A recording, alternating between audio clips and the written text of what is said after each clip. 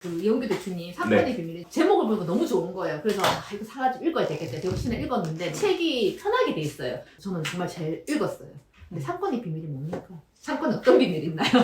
이게 사실 기준이라는 게 되게 중요한 것 같아요. 상가에 투자하던 우리가 아파트에 투자하던 뭐 설사 주식에 투자하던 결국 기준이 어떤 건지를 알고 있어야지 어떤 것이 더 좋은지에 대한 비교 판단을 할 수 있는 건데 이 상권에서 생각하는 비교 평가의 기준은 저는 세 가지로 말씀을 드리거든요. 네. 첫 번째는 배우 세대가 배우 중요하다. 세대.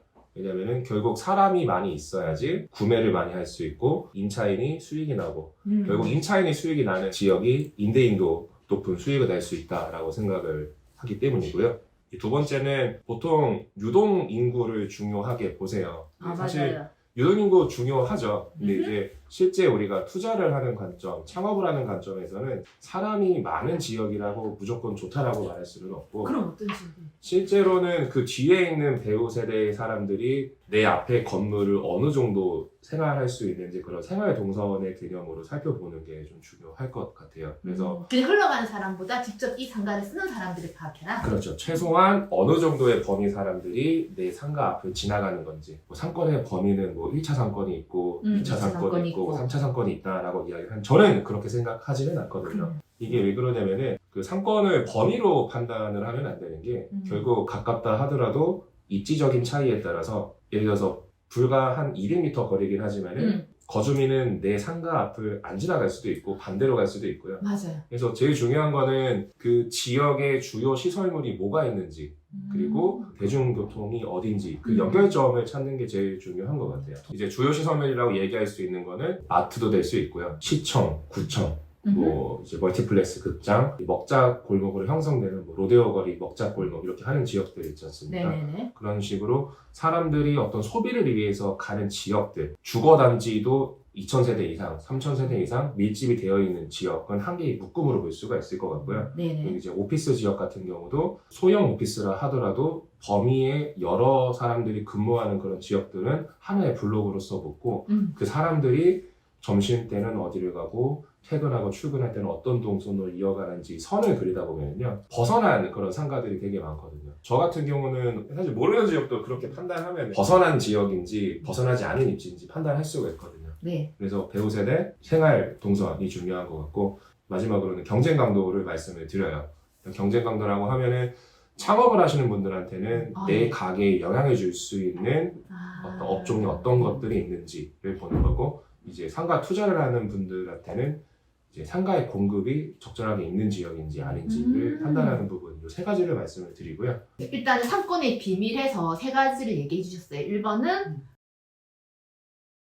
이 세 개를 중점적으로 상권을 관심 있게 지켜보면 그 비밀을 알 수 있다는 거죠. 네, 맞습니다. 투자하는 비용이 커질수록 사실 고민하는 시간은 더 배로 늘어나야 된다 생각을 하거든요. 항상 얘기하는 게 비교 지역을 많이 찾아서 계속 비교 평가해라 라고 말씀을 드리는데 보통 투자하시는 분들이 정답을 자꾸 찾으려고 하세요. 답이 없어. 특히 상가는 개별성이 너무 강해서 맞아요. 이 집이 이 집이 서로 옆집이야. 근데 네. 이 집은 사도 돼, 이 집은 사면 안 돼. 맞아요. 바로 옆집인데. 네. 너무 개별성이 강해요. 저 약간 그렇게 여쭤보시면 결혼하려고 하는데 어떤 여자랑 결혼해야 돼요? 똑같다고 얘기하거든요.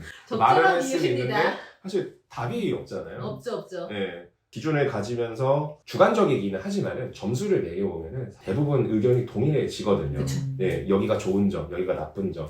그리고 내가 궁극적으로는 이 투자를 왜 해야 되는지에 대한 답을 스스로 글로써 정리할 수 있을 정도로만 생각 정리가 되면 엄청난 고민을 이미 했다라는 반증이 되는 것 같아요. 오늘 이제 부산 오셔가지고 저희 을부자의 강의를 해주십니다. 그래서 상권의 비밀 그리고 창업이라는 주제로 강의를 하는데요. 제가 되게 인상 깊게 봤던 게 상권 코디네이터 이분규 본인은 상권 코디네이터라고 소개하셨는데 왜 이런 소개 자기 타이틀을 거셨는지 어떤 일을 하시는지 그렇게 물어보면 될 것 같아요. 사실 이런 표현을 안 써요. 보통 이제 상가에 대한 창업에 대한 컨설턴트라는 단어가 가지고 있는 느낌이 사실 부정적인 느낌들이 되게 많거든요. 우리나라 컨설팅 왠지 사기 뭐 돈을 더 맞습니다. 많이 받아먹는 네. 그런 느낌이 와요. 권리금을 뭐 소위 더 올리고 권리금을 작업을 하고 해서 그런 이상한 좀 안 좋은 뉘앙스의 단어이기도 해서 저는 스카이캐슬 보면은 이제 그 코디네이터라고 해요. 어머니 전적으로 저를 네, 전적으로 저를 무시해야 무시해야 합니다. 합니다. 근데 보통 그 코디네이터라는 역할에 대해서 공감을 했던 게 어떤 결정을 해주지는 않거든요. 네. 그 사람이 어떤 판단을 할 수 있을지에 대한 가이드를 주고 방향이 벗어났을 때는 방향을 잡아주고 어떤 정보가 필요한지 알려주고 그래서 선택을 도와주는 역할을 한다라는 부분에 대해서 좀 공감이 많이 가더라고요. 나는 코디네이터라는 용어로서 좀 더 전문적인 일을 하고 싶다라는 부분이었고요. 지금 하고 있는 일은 저도 이제 공인중개사로서 중개업을 온바람. 하고 온바람 공인중개사를 운영하고 있으면서 실제 더 메인이 되는 거는 상권 분석에 대한 컨설팅을 진행을 하고 있어요. 최근에 한의원도 해주셨더라고요. 네. 고깃집도 진행을 했었고 이제 중식집도 진행을 했었고 이제 그렇게 보면 될 것 같아요. 독립 매장을 이렇게 도와드리는 경우도 있고요. 네. 예를 들어서 내가 고깃집을 하려고 하는데 어디서 진행을 하면 될까요?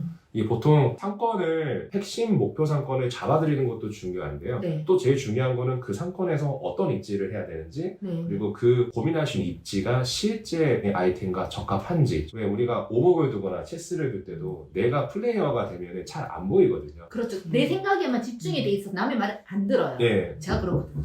이제 프랜차이즈 본부하고도 협업을 해서 이제 가맹 전주에 대한 상담, 가맹 전주가 그 브랜드를 선택하기까지의 과정들을 계속 도와주는 그런 일도 하고 있습니다. 하나의 아파트 단지가 예를 들어서 1000세대, 2000세대를 기준으로 해서 생겨났어요.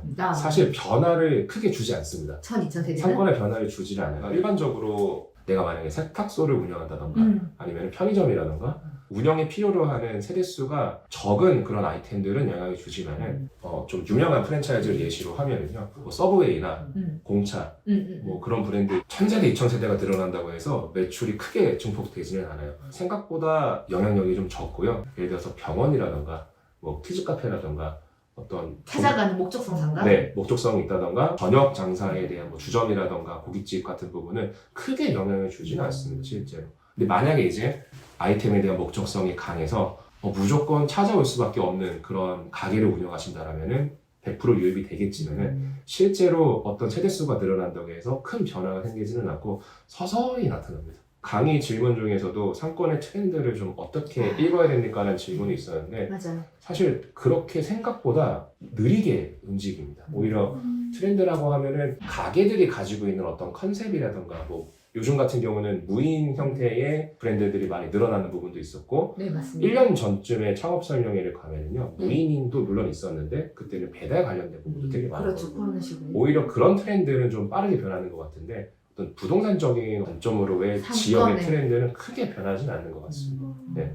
발품 많이 다니시죠, 상권 보러? 네, 많이 다닙니다. 하루에 뭐 많이 갈 때는 많이 가면은 한 25,000, 30,000보 정도 걷죠. 네. 좀 더 시간을 효율적으로 쓰기 위해서는 임장 가기 전에 그냥 단순하게 한 블록의 사람들이 역으로 가는 거를 그냥 최단 거리로만 걸어 놓으신 다음에 내가 어떤 내용을 확인해야겠다를 체크하고 가는 게 좋아요. 예를 들어서 여기에 아파트가 생겨나는데 그래서 아까 1000세대, 2000세대 아파트 생겨났을 때 인근에 좀 어떤 영향을 줄 수 있을까를 고민할 수도 있고 임장 가서는 실제 그 사람들이 이렇게 갈지를 눈으로 확인하는 게 중요한 거죠. 출구를 보셔야 되거든요. 아파트 같은 경우는 특히 이 아파트 출입구가 어디로 가는지에 따라서 확 달라지고 그런 경우도 있어요. 아 그래도 이렇게 샛길이 있어서 통로가 됩니다. 근데 생각보다 오질 않습니다. 개구멍 얘기하시는 거잖아요. 근데 만약에 그런 개구멍 같이 좁은 길인데 그곳을 향해서 뭐 버스 중앙 차선이 있다던가 그럼 말이 달라지죠. 만약에 지하철을 향하는 게 있다던가 아니면은 어떤 그 배우 시설이 큰 지역과 연결되는 통로면은 좁아도 사람들이 개미떼처럼 이어지는 부분이 생기거든요. 저희도 상가를 서울에 사고 싶어서 하는데 벌써부터 걱정이 돼요. 얼마나 많이 돌아다녀야지 정말 마음에 드는 상가를 살 수 있을까. 상가를 투자하시거나 창업하시려고 하시는 사장님들한테 한 말씀 해주시면 어떤 말씀을 꼭 해드리고 싶은지. 사전 준비를 많이 하는 게 제일 정답인 것 같기는 합니다. 그렇죠. 네. 창업 코디네이팅을 할 때 항상 그 얘기를 해요. 저도 중개를 하지만은 사실 중개인이 이야기하는 정보가 전체 정보가 될 수는 없거든요. 당연히 아니죠. 네. 이게 현실적인 부분이기 때문에 너무 중개인들의 이야기만 끌려가시는 것보다는 한번 객관적인 정보를 쌓아나간다로 생각을 하시고 실제에 대한 생각 정리를 스스로 하시는 게 제일 정확한 것 같습니다. 그리고 사전적인 공부와 학습이 중요한 것 같아요. 네네. 투자에 들어가는 비용보다 우리가 내가 부동산에 대한 이해, 지역에 대한 이해를 키우는 비용은 너무나 적은 비용으로 큰 수익을 얻어들일 수 있거든요. 아까 제가 했던 그 마음이네. 네, 책도 책인 거고 강연도 강연인 거고 인사이트들을 많이 좀 모으신 다음에 현장에 가서 들으시면은 현장에 대한 정보와 내가 가지고 있는 전반적인 지식들이 합쳐서 그때 내가 결정할 수 있는 힘이 그때 생기는 것 같거든요. 사실 시기적으로도 우리가 빠르게 움직여야 되는 시기라기보다는 충분히 준비를 한 후에 결정을 해야 되는 시기라고 생각을 해서 어떻게 보면 지금은 더 좋은 시기가 아닌가 싶긴 합니다. 저도 공부를 좀 많이 하고 있는 저 중이고요. 역시도요. 예. 그래서 오늘 이렇게 부산 강의 잘 부탁드리고요. 이 상권의 비밀 저도 책 읽어봤는데 되게 도움 많이 받았습니다. 상가 투자하시려고 하시는 분들한테 꼭 추천드리고 싶은 책입니다. 그러면 이제 우리 대표님 만나려면 이제 유튜브 온바람 네. 채널 있고요. 또 인스타그램도 온바람으로 운영을 하고 있는데요. 이제 실질적인 팁들을 계속 업로드를 하고 있어요. 그래서 보셨을 때 상권 분석할 때 이런 부분 중요하구나. 권리계약, 임대차 계약할 때 이렇게 쓰면 나한테도 유리하겠구나. 그런 부분들을 볼 수 있고 조만간 저희가 서울에서 만나 뵐 것 같은데 네. 잘 부탁드리겠습니다. 네, 저도 잘 감사합니다. 부탁드립니다. 감사합니다. 네, 오늘 수고하셨습니다. 네.